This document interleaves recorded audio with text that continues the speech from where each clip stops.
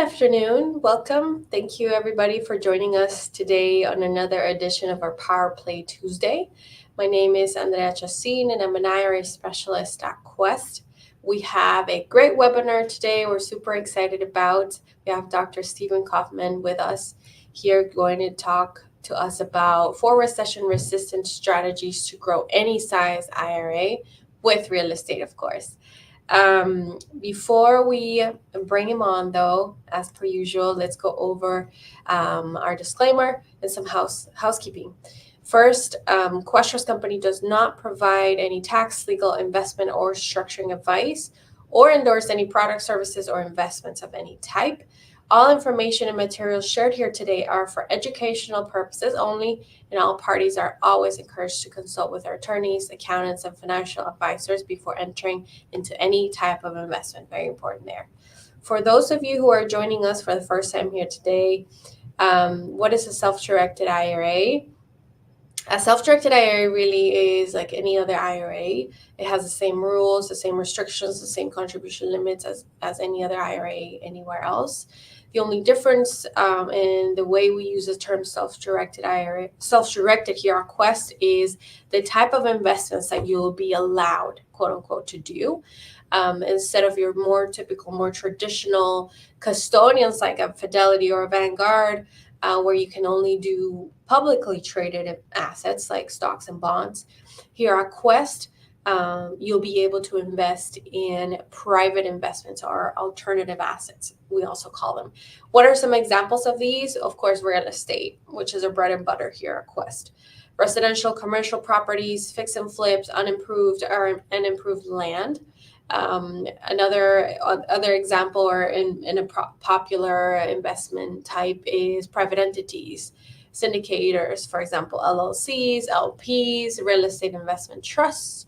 And then we also have a big one, a popular type of investment in promissory notes, secured, unsecured mortgages, convertible loans. These are just some examples, but really the sky's the limit, and everything and anything that you can do outside of an IRA, for the most part, you can do with an IRA as well. And a lot of people don't know you can do this. You can bring over funds from an old 401k, from an old employer, or transfer from another IRA and do these type of investments. If you have any questions on the process, what does it entail, how long it takes, how much it costs, etc., we're here to help you. You can scan this QR code and book a consultation with one of us IRA specialists. We'll be happy to take you through it, answer any questions you may have, etc. So please go ahead if you're looking to do this, or if you have any questions, go ahead and book a consultation with us. But that's enough about self-directed IRAs for now. Let's bring up Dr. Kaufman here so that we can get the show started. Hello. Hi. Thank you for being here. How are you? I'm wonderful. Thanks for having me. Excellent. Go ahead whenever you're ready. Okay, great. Thanks for having me. I love the intro slide that you started with. One of the slides said, what can I invest with my self-directed IRA? And that's perfect because that's what I'm here to talk about. And I would love comments and feedback and interaction when you're doing a Zoom or a webinar like this. The greatest opportunity is to get really intimate with people and address things that are important to them. Myself and my team did what we thought was going to be most important to you, but we don't know everybody that's going to be on the presentation. So the more interaction you can have with us by telling us tailored questions to what you're interested in doing from an investment standpoint will help me tailor the conversation to who's viewing today.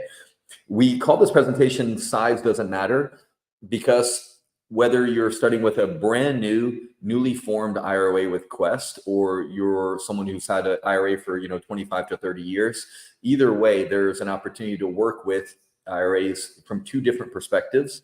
And today we're going to talk about 4 recession-resistant ways to use an IRA, your self-directed IRA, to invest in real estate.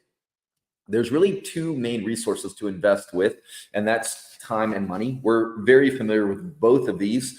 When you're starting out, obviously, you're trading time for money, and then at some point you have more money than you have time. So there's a tipping point that transitions your strategy.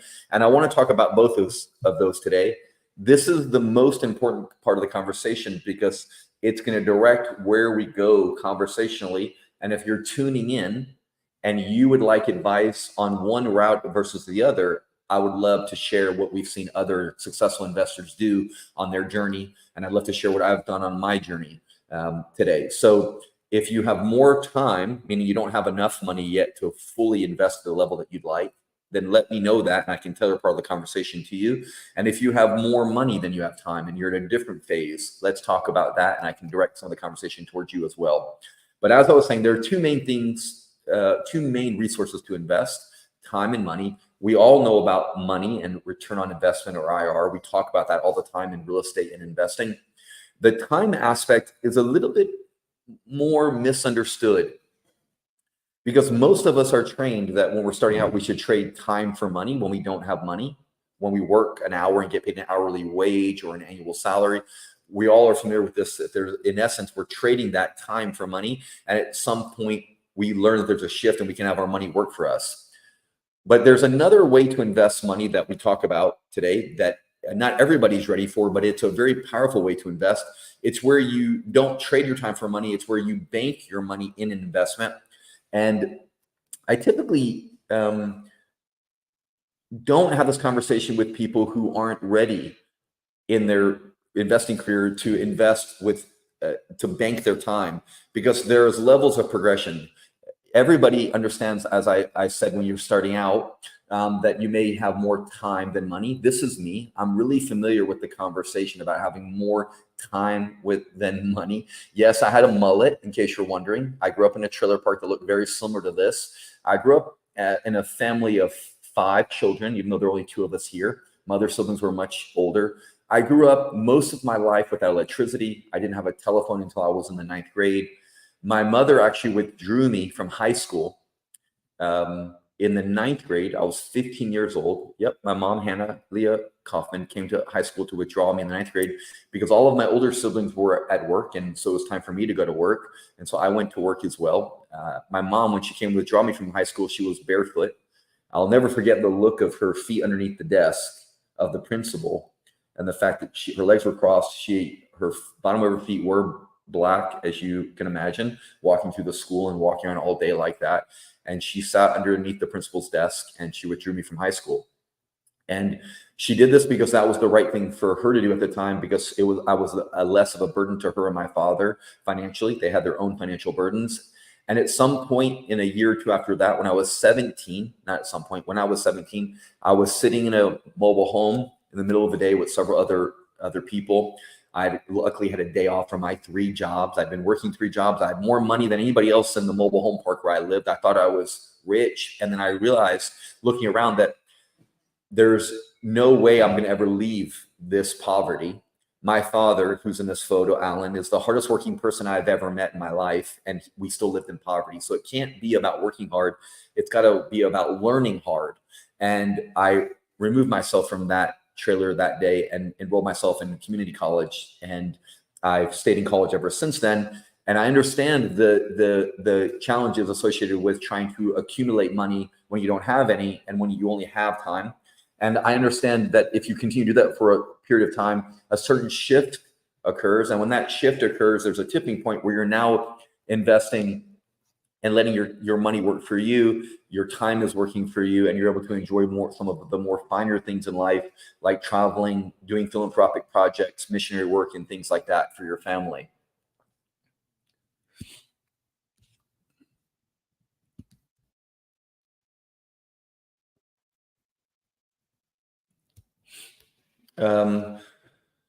This shift I was talking about is you working for money versus money working for you. And we want to talk about how that works with an IRA. Obviously, you're familiar with active versus passive investing. When you're active, you have more time than money. And when you're passive, you have more money than you have time. You're facing retirement. You have bigger financial goals that you want to accomplish. And the thing that you have is the money, but you don't have the time delay to go along with that, because typically significant yields take more time. And again, when you're talking about investing in money, investing with money, there are multiple ways to invest. Obviously, it's not just how much you invest, but where, and the returns that you're looking for, your sensitivity to loss, and so forth. So let's just jump right into the strategies.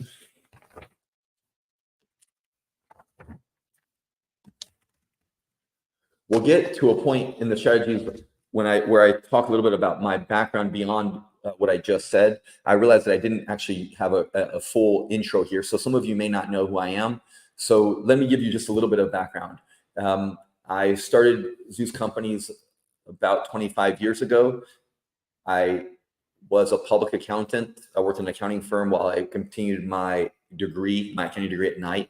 And when I was 20 years old, I met a real estate investor in Houston, Texas, who agreed to have coffee with me. And I'm so old that at the time, how old am I? I'm so old that there were no Starbucks in Houston at the time. We actually had to meet at a grocery store and have coffee at a grocery store. And he gave me a bunch of information and told me to join a real estate investment association, find a place like Quest where I can find like-minded people. And I started buying single-family homes. I owned 3 homes by the time I was 21 years old. And I went on to buy dozens of homes after that until I eventually started transitioning to commercial real estate and other types of assets like healthcare assets. My companies, Zeus Companies, has 3 main investment pillars. The first pillar is a company called ZeusLending.com, one of the largest premium online lenders of hard money and traditional lending in the United States. Zeus Equity Group, a premium development and acquisition commercial company here, headquartered in Houston, but we do business throughout the state of Texas. We have about $650 million in assets in that firm across all varying asset classes. And then Zeus Healthcare is our healthcare investment platform, valued at about $300 million, where we invest in the operating companies of healthcare companies, which we talked about at the Quest Expo, and we're going to talk about on another webinar in the future. All of this was made possible for me as an individual investor because I used my IRA. I set up my IRA in 2004. So that's literally 20 years ago. I've been using that IRA to make most of my investments. I set up a self-directed Roth IRA. So most of my investments are not only they're not tax deferred, they're tax free. I pay the tax up front so I can let the money roll into the future. And there are all sorts of tools and techniques to use that to maximize the value of your retirement account that Quest can help you with.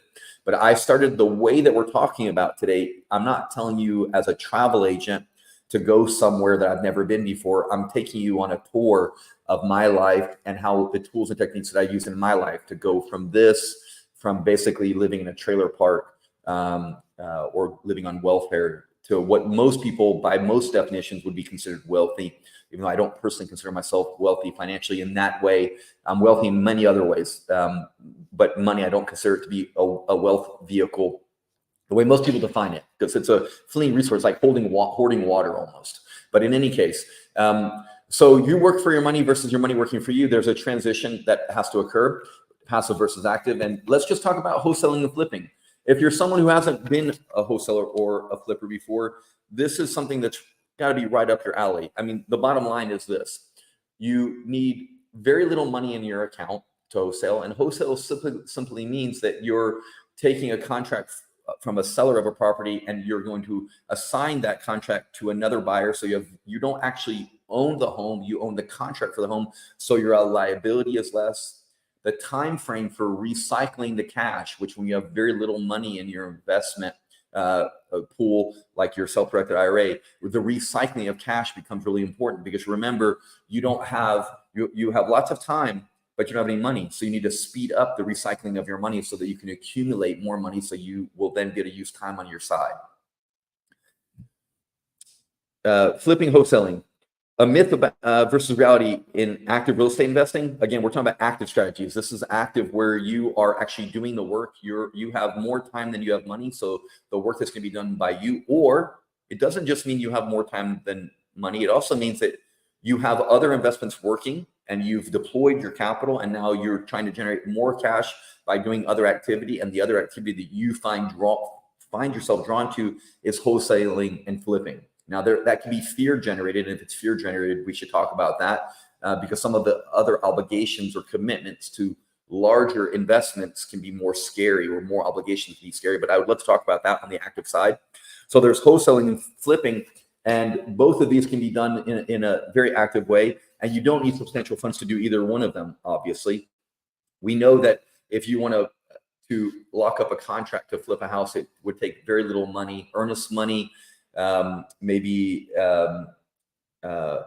option fee money, and maybe a few other dollars legally to get your contracts drawn up. But you could spend very little money flipping a home. Wholesaling a single family residence to get large amounts of cash into your IRA relatively quickly. And I actually created a scenario to go through this. Wholesaling with less than $50,000 in your IRA. Let's definitely take a deeper look. Okay. All right. Good morning to all from Southern California. I'm sure your weather is better than we're having in Texas. Let's look at wholesaling a deal with less than $50,000 in your IRA. Obviously, I said wholesaling requires low capital requirements, so low upfront cost. You're not purchasing the property, so the only thing that you're using your IRA for is the inspection and earnest money and some legal fees. You can turn the money quick, like we said, it's lower risk, and it's a huge learning opportunity for you. This is a way for you to teach yourself in a very low risk environment, because the only money you have at risk is the earnest money, option fee, and some legal fees. So you get to learn how to analyze a deal, and you get to learn how other investors are valuing what they value. When you try to offer them a deal and they don't like it and they tell you why, you're going to learn to look for deals that do or don't have whatever the market's looking for. You're also able to scale a wholesaling business if you have less than $50,000 in your IRA. There aren't very many businesses that you can already have plans to scale with such little capital. You don't need credit if you're a wholesaler, which is exciting for some of investors. They've had a bad run-in with the credit bureaus, and whether it's from a medical incident, or from a bankruptcy incident, or foreclosure incident, or just bad luck, or just bad responsibility. The one interesting thing about wholesaling is you really don't need credit. It's very flexible, so you can be doing it in moonlighting or doing something else while you're also doing that. It enables you to build a buyer's list, which is valuable. If you've heard the expression, your network is your net worth, that's true in real estate as well. And your network really will become valuable when you start wholesaling and assemble a list. And then it's a path to other strategies. The greatest wholesale deal where you're able to get the largest fee, that means that that's also a deal that has the most equity in it if you were to flip that deal. So, and here's the other part. When we talk about flipping, which we're going to talk about briefly, the best flipping deal becomes the best buy and hold deal. All of real estate is a layering, and the higher in the layering that you get, the deeper you get into real estate as they transition to more and more complicated opportunities. The two things occur. Number one, obviously there is more risk, but you mitigate it by taking stair steps one at a time. But the returns are drastically higher than the risk. And more importantly, how the money is made is drastically changed. And we'll get into that a little bit later, but you're trading basically your time for your money, not in this scenario when you're wholesaling. There's another way to trade your time for money where you bank the time in investments that just take longer, but have a greater yield. Let's get into this flipping example. By the way, I'm going to keep going. If you guys have questions, you would be helping me and helping yourself if you post in the comments. Ron or anyone else, if you have a question, or Maria, anybody else about anything that I'm talking about that's not clear. I'm talking fast because I want to go through the material very quickly to find points in the material that you find valuable where you're going to stop me. If you don't want me to go fast, stop me by asking me a question of somewhere where it's important to you. Flipping more than $50,000 in your IRA, you can obviously flip a house there with more than $50,000. Let's talk about this. Acquiring $50,000 in your IRA when you can invest very little can be challenging. One of the things that most of you probably already know is the amount that you can contribute to your IRA has some sort of limit based on, and you should seek advice from your tax professionals on that. But the amount that the IRA can accumulate or earn is typically not taxed in the same order, or taxed at all, or tax deferred. And that means that accumulating relatively quickly about $50,000 in your IRA is not not Mount Everest. I'm not saying it's not a mountain, but it's not Mount Everest. And once you get to that 50K in your IRA, a lot of things occur for you, like flipping. And flipping in an IRA isn't by itself recession resistant. But when you do it from the strategy that we're talking about doing it, where you meet the lender's requirements, so you almost have an insurance policy built into the flip, because you're not only making the decision on your own, you're also partnering with a lender who's doing that. If you're investing money as a lender in a more passive strategy that we'll get to, then obviously when you passively invest money as a lender to another investor, this can be recession resistant as well if you're creating criteria of where and how that other investor is investing. I'm jumping ahead, but this is a flaw that I see almost every self-directed IRA lender make. They don't make what's called a buy box or an investment box or investment parameters for themselves. So it's on my mind right now. I just want to share it with you, some of you who are contemplating doing that. Let me get back to flipping with $50,000 in your IRA. Obviously, you may or may not know this, but there are loans, and I keep alluding to this slide by jumping ahead. There are loans that you can get for your IRA that will help you maximize the leverage within the IRA. These loans are non-recourse loans because your IRA cannot typically borrow a loan and be a guarantor in it. So it's important that you get a non-recourse loan. And these loans are a little bit different just because they're being done to an entity that doesn't have any recourse, meaning doesn't have any guarantee of the loan. So whatever happens to the performance of this loan, you're banking a lot as a lender on the performance of the borrower. Are they going to be a good borrower? Because if something happens, they're not going to get paid if the transaction doesn't go to fruition. And so this is a very good way, for you to have belt and suspenders for your own investments, because if you're getting a non-recourse loan, you can guarantee the lender is taking that investment a lot more serious on the fruition, on the likelihood of it going to fruition, because they don't want to lose money if something were to happen in your delivery of that project. So in an odd way, I would recommend that if you've not an experienced flipper, that you actually work with a hard money lender as an insurance policy against your underwriting. They're going to make sure they're not your partner, they're your lender, and they should be charging you as a lender, not as a partner. And assuming they are charging you like a lender, and they should charge a premium if they're doing non-recourse, that's a much riskier loan. I'm advising that you actually go through a hard money lender, whoever they might be, even if you're going to get to through the point of doing multiple transactions, because again, you're getting an entire group of people behind you at that lender's office to underwrite this transaction for you on your behalf, where you get all the upside. And in essence, the lender is, bottom line, is stuck with the asset if there is no upside. This getting a non-recourse loan to flip a house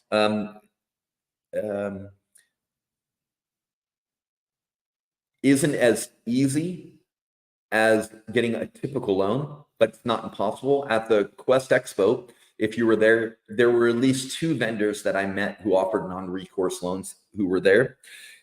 Flipping a house offers hands-on experience. And as I mentioned earlier, every series in real estate investing, starting with wholesaling down here to maybe flipping, landlording, so forth and so on, all of them give you more and more education that help you transition to the next phase, like the game of Monopoly, if you will. And flipping a house, obviously, the reason why it's valuable to many investors without a lot of capital is primarily because of the quick turnaround. And it's because they get to recycle. As you'll see, there's a theme for people who don't have a lot of money accumulated just yet in their IRA. One thing that's very important to us or to them or to all of us is that those accounts churn very quickly. So we're able to accumulate cash more quickly so that we can invest more quickly, so that we can go back to time investing. I keep saying this and I haven't articulated it fully yet on purpose, but there's a second way to invest your time. And I want it, it's very important because it's where most wealth is accumulated. So if you're interested in not having a job, if you're interested in accumulating significant wealth where you're making your life is shows up totally different to you, I think our CMO at Zeus, Jack Mize, he has something that he says that he gets to come to work, he doesn't have to get to work. And I can assure you that it has a lot to do with the fact of how he's invested and how he's used time on his side. And I want to share that as we get a little bit further, but I'm going to keep referencing it because of how important that it is. Next slide. Leveraging non-recourse hard money loans. Let me just tell you a little bit about them so you're not surprised, but I think you probably already can imagine this. They're shorter term, not always, but often they have a higher interest rate. They're very ideal for flipping because they come with larger fees or costs typically because there's more risk. The key strategy for IRA real estate investor is a non-recourse hard money loan, obviously. And I want to go through an actual scenario so you can see it. Here's a property details. So if you have questions about the math here, let me know. Otherwise, I'm going to move. These are the more active strategies. I'm going to move into the passive strategies and move a little bit more aggressively on the assumption that a lot of this is something that you all already know. But if you don't know anything on here, I love questions, and there's only dumb answers. There are no dumb questions. So if you ask me a question, I'll give a dumb answer. You don't have to worry about a dumb question. And you can also send a comment in private if you'd like. I'll also address that. But property details, let's assume you're picking up a property for $250K. That's what it's worth, not what you're picking it up for. It's what it's worth after repair value. You're buying it for $130, and it needs renovation repairs of $40,000. If the loan to cost funds at closing is 80% of the purchase price, we're assuming this is in your IRA. So this is loan terms based on a non-recourse loan, meaning this is a loan to your IRA and not to you. The loan to value is 60% of the ARV. And there's a flat, most lenders these days have a flat fee, underwriting fee for loans like this. This loan scenario is a $2,500 fee. There's no points, there's no origination, there's no processing. It's just a fee of $2,500. And then there's an interest rate of 1.5% per month on the loan balance for every loan month that you have it outstanding. Remember, this is a fix and flip scenario, remember? So we're flipping a house. And so in this scenario, we don't expect the house to be on the market very long because the market is on fire and we just spent $40,000 in repairs. So you're just going to pay 1.5% per month on the outstanding balance until you pay off the loan. And the loan is meant as a short-term loan. The loan duration is 5 years, even though it's meant for short-term. It's meant to be this long to give you flexibility if you want to pivot in some way. There's no early payoff, so you can pay off the loan day one or in 4 years. It's up to you, but it's designed as a tool for a short-term loan. So let's take a look at this. Your loan amount to 150, 60% of the ARV. The lender funds 104 at closing, so 80% of the purchase price, because you have to bring 20% to the table in this scenario from your IRA. So your IRA needed to bring $26,000. The 130 you're paying the seller minus the 104 that we're going to give you as a scenario, as a lender. That means you have to bring $26,000 to the table out of a $50,000 balance. You have a remaining $46,000 to do the renovations. This doesn't include closing costs, obviously. Any more funds from your IRA? None. Your total IRA initial investment is $26,000 less closing costs. You've sold the property for $250 minus the $7,500 in closing costs that you had to pay, $15 for realtors and so forth, realtor fees. You're at $227. Your total loan cost was $9,000 in interest plus the fee, so $12,000. Total cost is the amount you paid for the property plus the renovations plus the loan cost. So if you remember, you paid back up. You paid $130 to the seller plus $40. So what does this cost you? Not what you brought to the table as a down payment. What is your total cost? You may have brought some of the money may have come from you from your IRA, $26,000, and some of the money may have come from the lender. But what is the total cost of the project for you? It's $170 plus interest plus this fee, so you're at about $12,000 that you would be paying. And so your total in additional cost for the loan, so you're at $184 and change. So the net proceeds are this $227,000 minus what you paid for the property, $43,000. The total return to the IRA is the $43,000 in net proceeds plus the $26,000 you invested, so $69,475. And obviously, there's a note here for UBIT that needs to be addressed, and the scenarios related to UBIT. It does depend on the type of account, and there are too many various accounts that someone could have. And typically, hey, Ron, great question. The scenario assumes, sorry, 1 second.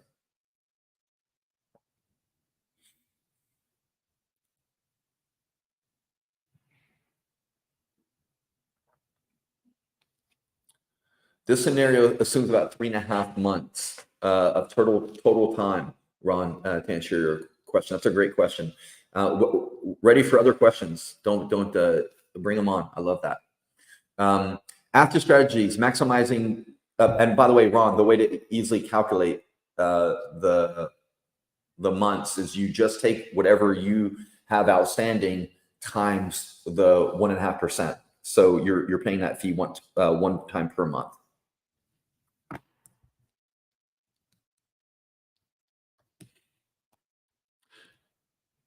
Ron, did I answer your question? I was pausing for you. Okay. Well, the short answer is it assumes that you would exit the property in about 5 months, but you're only paying the interest on the amount that you have outstanding. So you'd only pay that 1.5% on the 104. If you remember, the lender, whoever they might be, is only giving you 104 at closing. So the very first month you pay the 1.5 of that, and then whatever of the 40,000 you took in the renovation, you add the 104 plus whatever you took from the $40,000 in renovation costs you had covered, and the next one, that would be your payment.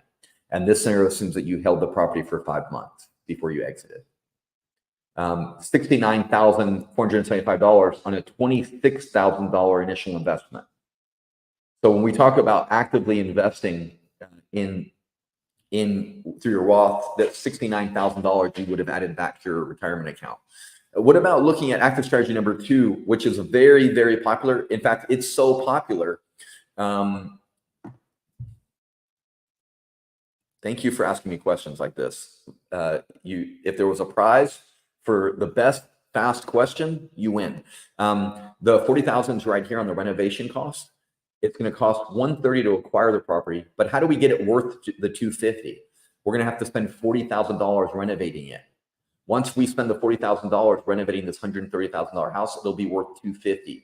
We get to profit and take for our IRA the difference between this $130 plus the $40, plus the loan costs, which are not here, but that'd be about $184 minus the $250, and then we have to minus closing costs from that. Sorry if I wasn't more clear on that. Hopefully that helped. This is so popular that of an concept that at the very beginning of the presentation, it was one of the scenarios used by Quest on ways that you can invest with your self-directed IRA. I find this to be a very, very dangerous spot to be in, because when you're investing with your retirement account, there are pros and cons, and you want to be super sensitive to the cons. The key responsibilities, if you're going to be a private lender, is deal evaluation, borrower assessment, due diligence, loan structuring, ongoing project monitoring, and managing potential defaults or foreclosures. So if you want to be a private lender, these are the things you want to be responsible for. And the things you want to consider are the interest rate, LTVs, loan term duration, repayment, and draw inspections. One of the things that I've seen in doing this for 27 years is a lot of lenders become private money lenders in good economic times because the money is flowing and properties are going up and turn times are low and days on market's low, and people are really flipping properties very quickly. And so becoming a private money lender is very attractive when you are doing your own deals and you're able to lend money to someone else while they're doing their deals. You should definitely test this for yourself and ask around. But my assertion is this: being a private money lender passively or actively only works when the market's going very well, because the work that you have to do as a lender to manage the risk and to underwrite the risk and to clean up risk is drastically different when the market is struggling versus when the market's doing really well.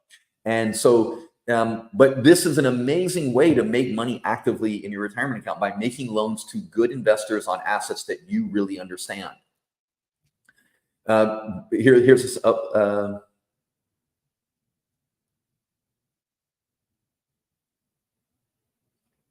Ron, I'm going to go back to your question because it's a great one. Thank you. If you're okay, I'll come back to this. I didn't get too far into that scenario. I want to go. This is important because if you're not getting this, other people may not be getting it also. And I really acknowledge you for asking the questions that you're asking. This initial IRA investment of $26,000, this amount is assumed to be already be in your IRA. And the lender is going to fund 104 up at closing. They're going to fund 104 at closing. You needed to fund $26,000 at closing from your IRA. Whoops, excuse me. That's 104 plus 26 is 130. Why did you have to give 130? Because the seller wants 130 for their property. So you have to give the seller 130. That's made up of the lender giving you 104 and $26,000 coming from your IRA. And then there's an additional $46,000 waiting for you to renovate the property that the lender is going to provide to you as you're making repairs. You don't have to make these repairs out of pocket. You just have to make the repairs on the asset. There's a difference. So in some scenarios, and obviously it depends on your lender or private money lender, but if you're getting a typical non-recourse loan, the repairs need to be done on the asset and be ready for inspection. Once they've been inspected, then you'll get reimbursed. So there's no additional IRA funds for the renovation, zero, because you have a credit facility with the lender, $46,000 waiting for you for that. They are lender funded. The $40,000 in repairs are lender funded. Yes, that's what it says. Remaining loans for the renovation. I'm going to keep going because I can tell this is tripping you up, and we'll make time offline so I can walk this scenario through. I want to get through the rest of the slides, but these are great questions. Keep asking. No, you didn't miss anything. You're doing great. I really appreciate the interaction. It's wonderful. I love it. Back to this. We're talking about being a private money lender.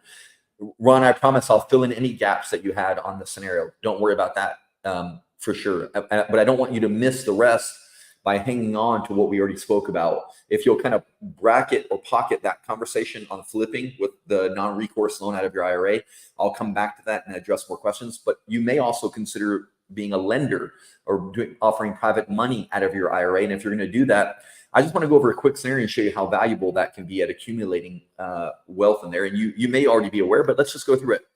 Borrower Jane Doe is an experienced fix and flip investor. And Jane wants to purchase and renovate a distressed property.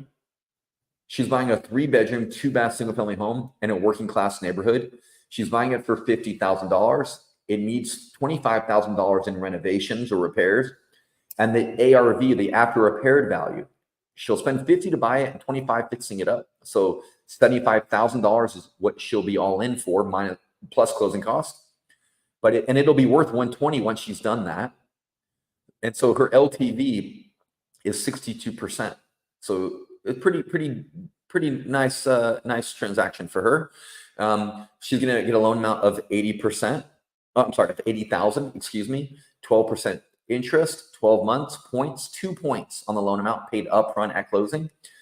Again, this is all from the perspective of us using IRA to be this lender. So if you have $80,000 in your retirement account, you could be the lender here. Here's the timeline of the investment. Months, starting out, there's no funding money to purchase. Major renovations for the new roof, HVAC, and kitchen in month 1 to 2. By the way, Jane is improving your asset. Remember, when you bought it, you only bought it for $50,000, and it's worth she bought it for $50,000. It's going to be worth $120,000, but it needs pretty big renovations. 50% of the value of the property is in renovation. So a pretty big renovation, roof, a kitchen, HVAC. In month 3 to 4, the interior work's done. Month 5, the property is listed for sale. And by month 8, it's closed and the loan is paid in full. So as a lender, where does that put you? Well, you made $1,600 just in a fee. So congratulations, Ron and Carrie and whoever else was tuning in today. You made this loan. You made $1,600 as a fee to your IRA. Your total interest earned over 8 months at $80,000 at 1% per month for 8 months is $6,400. The total return on investment is $8,000, $1,600 plus the $6,400. You made $8,000. From the borrower's perspective, Jane Doe gets the full amount needed for her renovation of her property, and she also benefits from the additional closing costs and unexpected expenses that she has to cover. From your perspective, if you're the lender, you earned $8,000 or 10% in 8 months. So you made a pretty decent yield passively by letting someone else do the work for you on the asset, but you staying actively involved in managing it. Let's talk about passive strategies. This is important because this is the first demarcation in the conversation that I want to have with you. And it looks how do I stop this and explain? This is important what I'm about to say. This might be the most important thing I'm trying to say today. It's the thing I was saying earlier that I really want to articulate for you. And it's basically this, that when we're all starting out, we have a lot of time and we don't have a lot of money. And we're using our time to get money.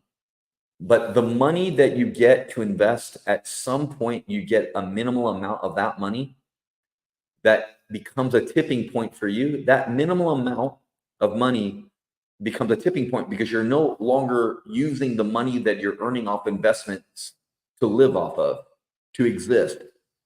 It takes money to exist, to live. You can't live without money and resources.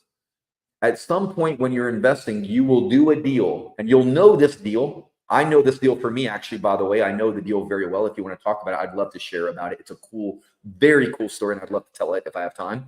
Please ask me if you want to hear a cool real estate story, commercial real estate story. But I knew the time when I made an investment that return was not going to be the money I was going to live off of. I was going to invest all of that money in something else, all of it. When that moment happens for you as an investor, that's the active to passive tipping point. And I don't like calling it active or passive because I think there are multiple investments that, whether you're going to be making it with someone else or doing the work yourself, that they can become passive if you're doing it right. And if you, as we all know, there are plenty of investments we've made that we thought were passive, but required us to be active. And there were plenty of investments we've made where we thought we were going to be active that we ended up being passive. I think there's another way to look at this, which is, are you investing time or are you banking money? And at this point in the conversation, I'm only talking to those of you who've met the critical milestone where the next deal, when the proceeds are not for you to live off, they're for you to invest, and you have the luxury of what we call time banking. You will find it interesting that and test me on this if you'd like, but the most successful investors that you know, have been banking lots of time in multiple investments over time. And the time value of money is the most important element of wealth creation.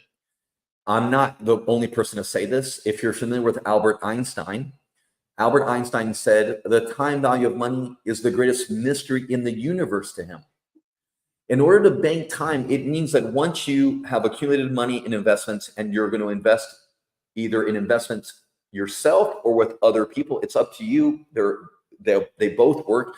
As many ways possible, you should be investing where time is the biggest element to the yield.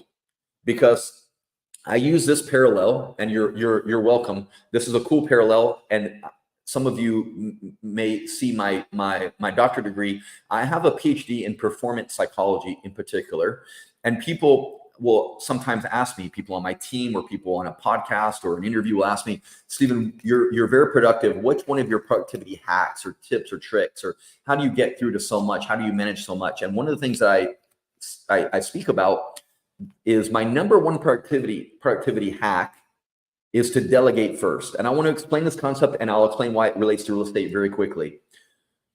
When I say delegate first, typically on Sunday evening or Monday morning, my main role of existence in business is to delegate out as many tasks and follow up on as many things as possible. So during that week, the rest of the Monday, Tuesday, Wednesday, Thursday, Friday, if I don't work, people are working for me and with me.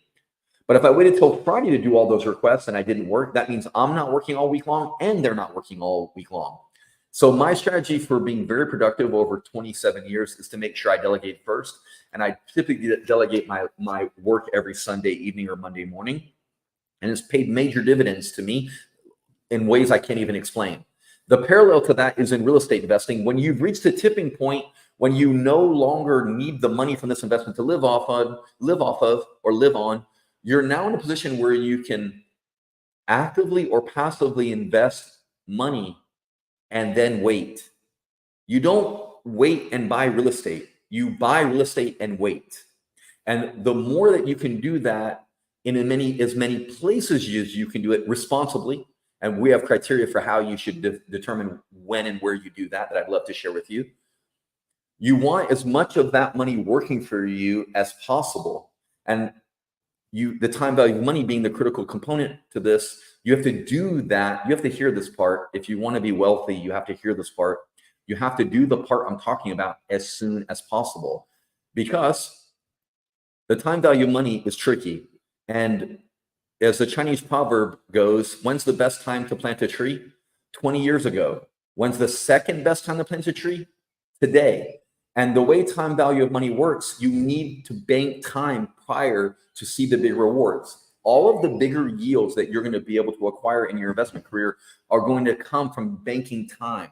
If there is an investment that's paying you cash flow and yield right now, I can promise you the IRR long-term is not very high, because you're going to be trading off short-term cash flow and a short-term bump in return on investment for a longer-term significant return on investment, or IRR. As an example, and I go through a few, but as just a very basic example, if you invest in an asset that has a 5-year time horizon versus a 5-month time horizon, one of those investments is going to pay you cash in 5 months. And let's say it pays you 20%. So you made 10 grand that month. You invested $50,000. It's going to take 5 months, 10 months, 6 months. It doesn't matter. Let's say 6 months, you flipped out with 50 grand and you made 20% on your money. So 10% would be 5,000 of 50,000. 20% would be 10,000 of 50,000. That's a lot of numbers. Just assume for a moment you made 10 grand on a $50,000 investment, waiting 6 months. That same $50,000 investment on, for example, a 5-year investment that was maybe making 20% IRR would mean that you were making that same $10,000, but you were making it the equivalent of that every year for 5 years with that same one-time investment with no other work. And it's this, I think you've probably heard this riddle before. Would you rather a penny doubled every day, or $1 million for 30 days, or $1 million today? You have to choose. Would you take $1 million today, or a penny doubled every day for 30 days or 31 days? We're all fairly familiar with this riddle. And if you're not, you really want to be, because this is the best demonstration of time value of money that has probably ever been explained. You can take $1 million today, which is a lot of money, or a penny, 1 cent doubled every day for 31 days. At the end of 30, most people at first glance would take the million.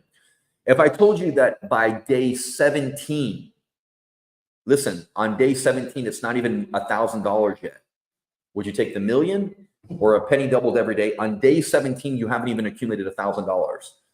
On day 27, guys, on day 27, you are still below $700,000. Do you want the $1 million, or wait on day? I'll give you a preview to day 27. You are only at $600,000 and change. Which one will it be, $1 million, or are you going to wait a few more days? Well, at the end of 31 days, that becomes about $11 million. If you wait 30 days, it becomes about $5 million. So you can either take the $1 million or 11 million 31 days later. This is the best demonstration of the time value of money, but it also reiterates this idea that if you are going to be a wealth creator for your, the penny please, I love it. If you're going to be a wealth creator, you're going to have to get the meter running. You have to get the meter running on the time value of your money as soon as freaking possible.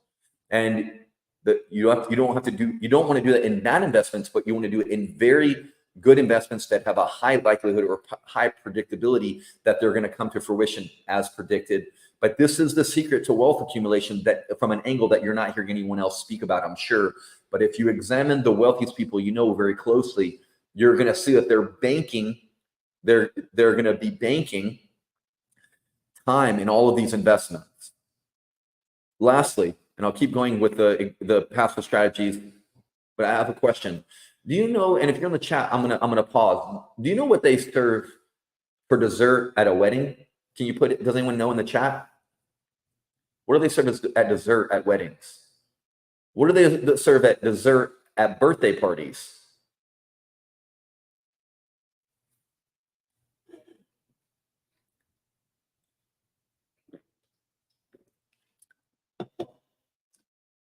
Come on, Ron, I'm counting on you. You were so fast before. Cake. Thank you, Carrie. Carrie said they serve cake at birthday parties for dessert. At weddings, they serve wedding cake. At anniversaries, they serve wedding or cake. Do you know what holidays they serve or special occasions they serve brownies? None. There's no special occasion where people will give brownies. They give cake out. What's the difference between brownies and cake? I'm not a baker, but I'll tell you the ingredients are virtually the same. They're almost identical. So what could possibly be the difference between a brownie and a cake? If you're investing, this metaphor is for you. The difference between a brownie and a cake, the only difference, the same ingredients are there. The only difference is the amount of time that has surpassed with the exact same ingredients. If I'm a baker and I want to bake a cake, if I get impatient or the heat gets too hot, I keep opening the oven, checking on it, making changes, poking it, doing that, being impatient. Your ultimate currency as wealth currency is patience, because you have to let deals come to fruition. You have to be in the financial position where you can afford, and this isn't for everybody. That's why we bifurcate the conversation into two parts. There's a pre-tipping point and post-tipping point. And if you're eating brownies for dessert, the only difference between you and someone eating cake is the person eating cake has been willing to be patient and wait a little bit longer for the cake to rise. And the method for doing this is to make sure that you're banking time in actual investments. You can't do this if you're flipping out of transactions very quickly. There's a time for that, but the time for wealth creation means that you have to bake a cake. You can't bake brownies. Passive strategies for having your money work freely, hands-off debt investing. This is the opposite of what I was mentioning before, which was if you're going to be a private lender, an active private lender. This is an active strategy, being a private money lender. But you can also do that passive strategy. You can be a hands-off debt investor, so you don't have to be a lender. You can lend your money to someone else and let them invest for you. Investing through an established IRA, the IRA invests funds to it as an established. The IRA invests funds with an established lender. The lender matches the funds to originate loans. The borrower makes payments to the lender. The lender distributes them. Basically, the bottom line is you give your money to a lender doing what they're already doing, and they give you money every month and do all the back end management for you.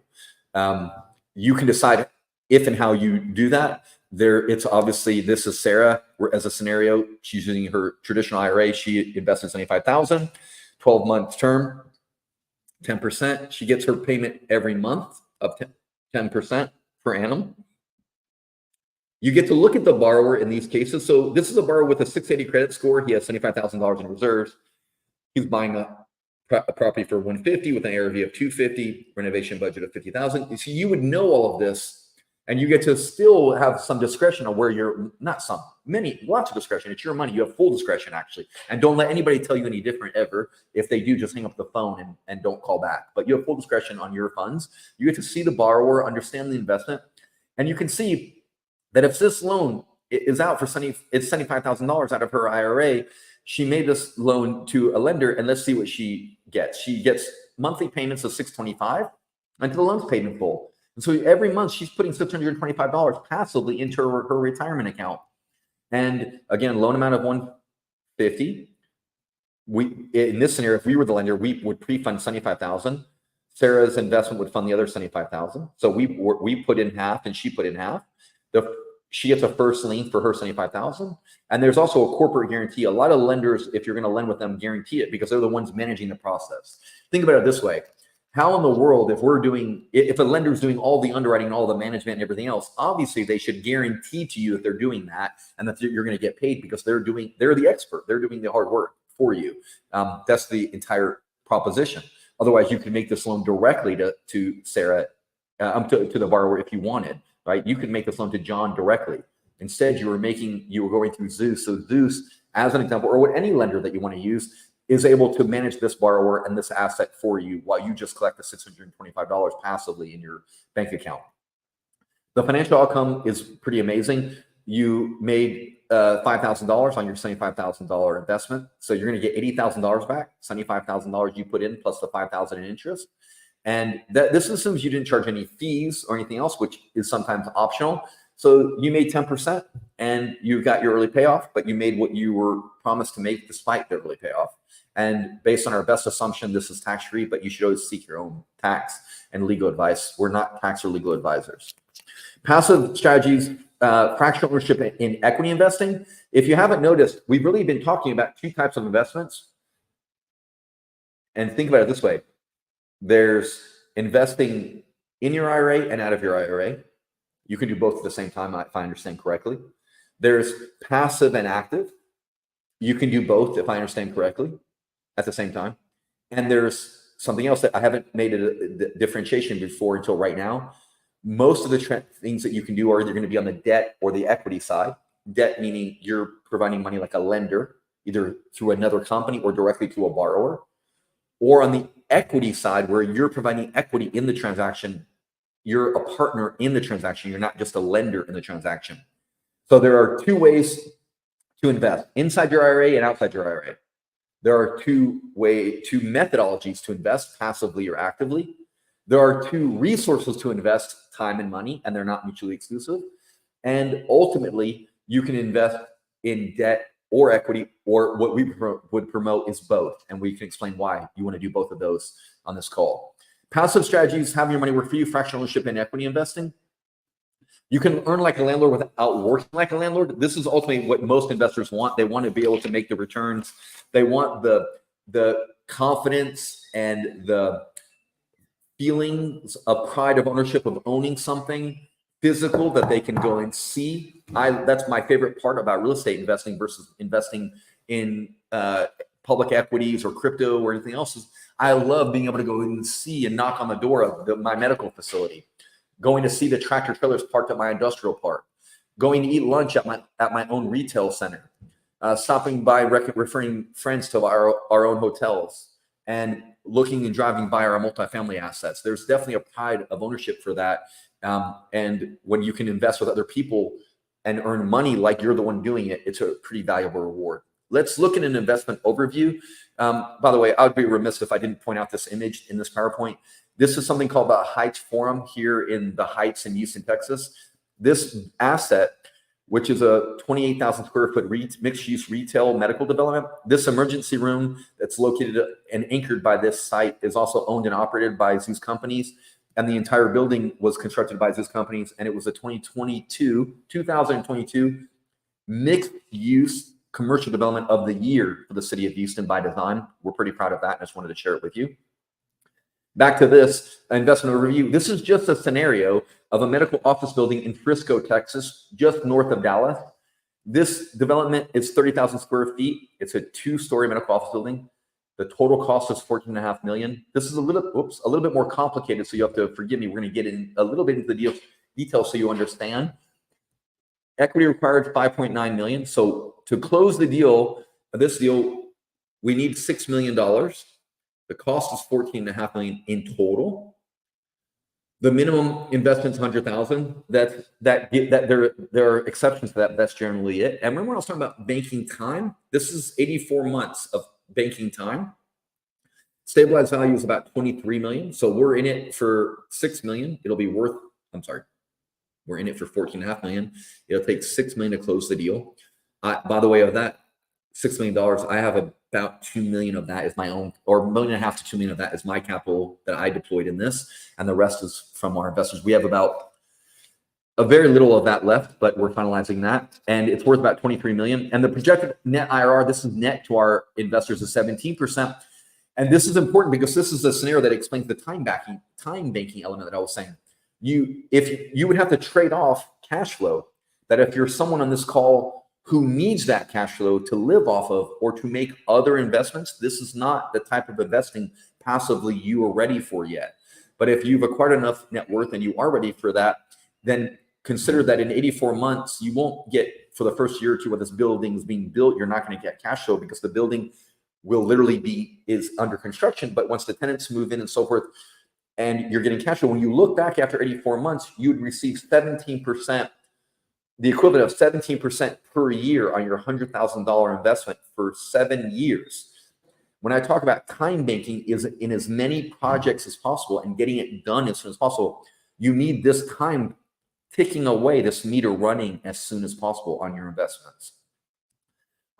This is a 4-year lease up. So that means that most of the time when you're looking at commercial equity deals, I assure you, most of the offering memorandums and the underwriting pro forma showed that the leasing was very quick, a year or two. We took this to a 4-year, and it still ended up at 17% IRR because we wanted to be much more conservative how long it would take us to lease up this asset. Quarterly distributions, which is typical for most commercial transactions like this, once the construction is completed and it's leasing, quarterly distributions. Well, the total return is $300,000 on a $100,000 investment. So this is an annual equivalent of you getting turning $100,000 into $142,000 every year.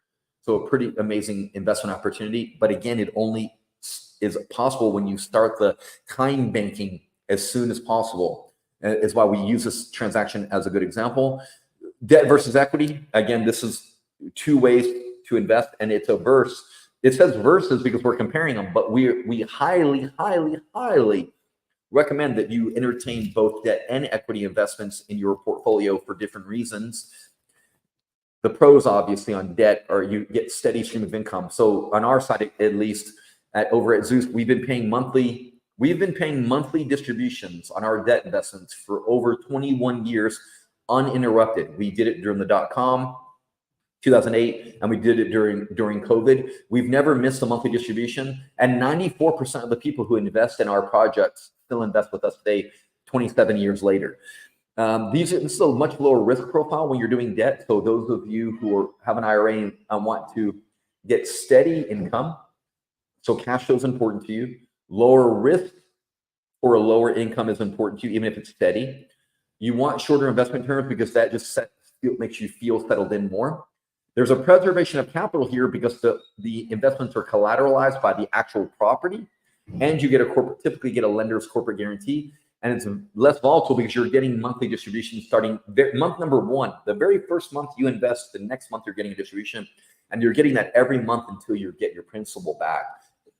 8 to 12 months later, however long you invest. So much less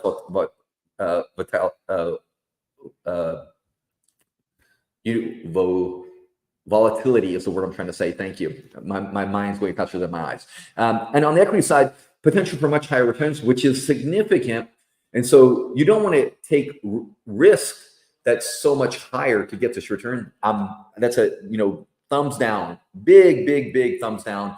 I'm not only am I not promoting, I am promoting the opposite, that it is not worth getting higher returns for higher risk.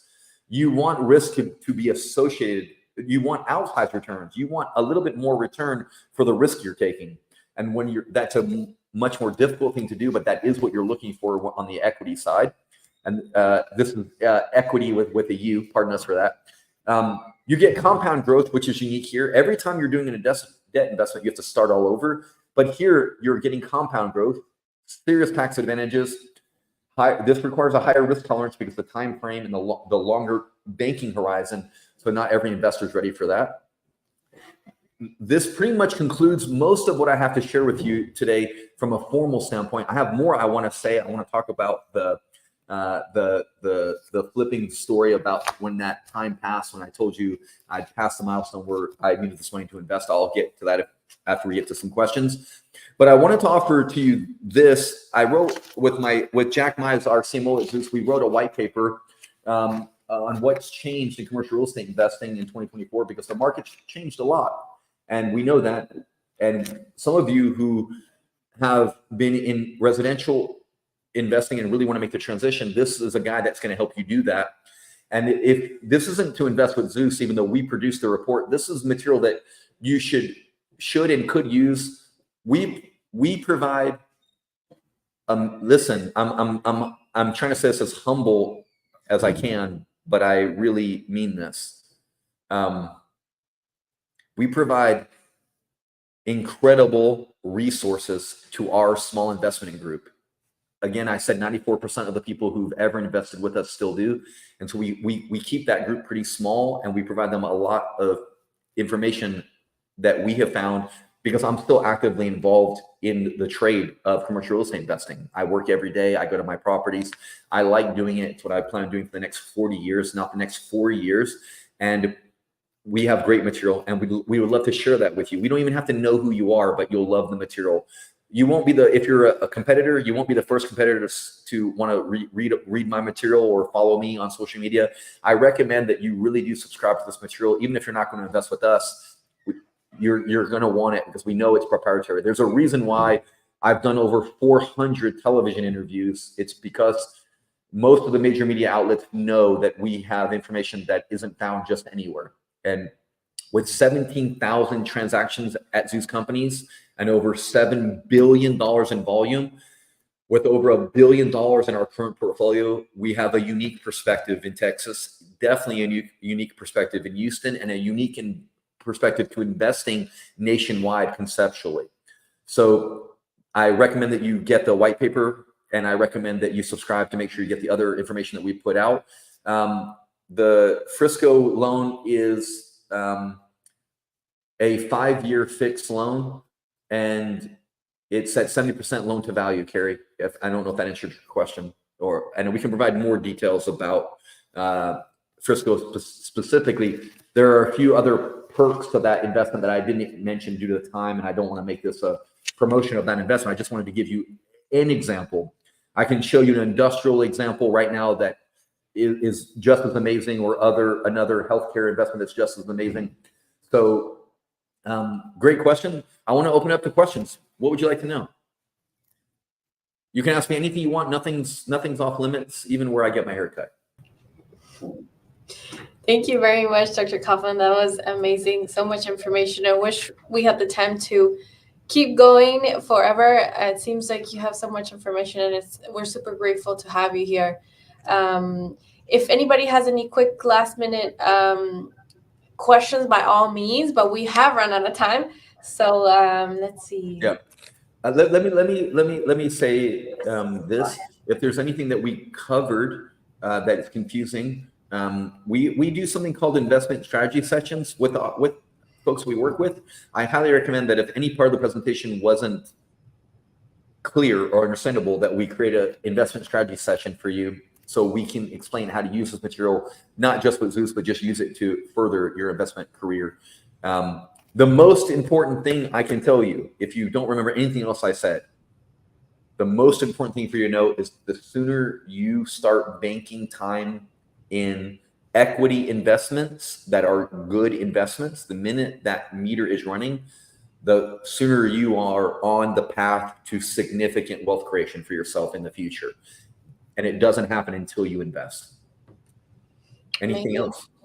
I just wanted to, if people are interested in learning more about either the deal, or if they want to be part of your group, how can they do that? Do they just go to your website? Yeah. If they come to this URL, zeuscompanies.com /CRE commercial real estate, and subscribe to this newsletter, we'll add them to, not this newsletter, to download this report. This will put them in our system, so they'll start getting reoccurring information. And if you are interested in getting more information from me directly, so that how we might work together, or getting an ISS set up with one of my team members, it's pretty easy. My email is steven@zeuscompanies.com. So it's for some reason I can't get into the chat. I'm gonna type it in the chat, Steven. Thank you. It's Steven with a V @zeuscompanies.com. If you email me, I would put Quest in the subject line so I can filter fast for you. Thank you so much for that. But if you email me questions, I'll gladly connect you with my team. A great question, Ron. It depends how the assets are held. I don't, for the sake of time, I will tell you that this is an easy question, and it gets based on ownership percentage, gets divvied up based on who owns what, typically in the investment. It's fairly easy. What you asked is a fairly easy question. And someone on my team can show you pretty easily, or someone at Quest actually can explain that as well. That's probably a Quest question, actually. Yes, Ron, I'm actually going to add my email in the chat if you want to email me, and we can talk as well. Excellent. Well, thank you everybody for participating, for joining, and thank you so much, Dr. Kaufman, for the webinar. Yeah, thank you so much for having me. I appreciate it so much. Have a great day, everybody.